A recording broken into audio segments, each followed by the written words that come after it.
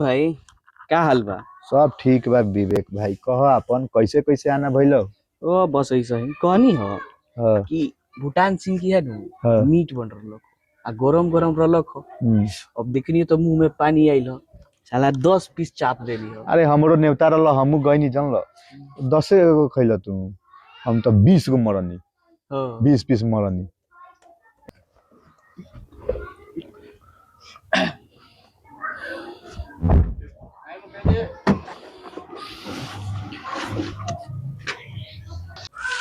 अरे मुखिया जी प्रणाम प्रणाम प्रणाम प्रणाम प्रणाम प्रणाम। प्रणाम। का हाल बा मुखिया जी। ठीक बा में जी गने जग में एगो बड़ा बढ़िया मीट उट बनल रख खूब चलल ह। कम से कम 40 गोले हम खैनी है। 40 गो ले कहनी है। हाँ बड़ा बढ़िया बनल रख। खा सको तनी नहीं है के कैसे खा सकतन भाई 40 गो पीस कम होला का यार। रोड खा गईनी नाला खा गईनी लैटरिन खा गईनी अब का खतना कह भाई बोलो।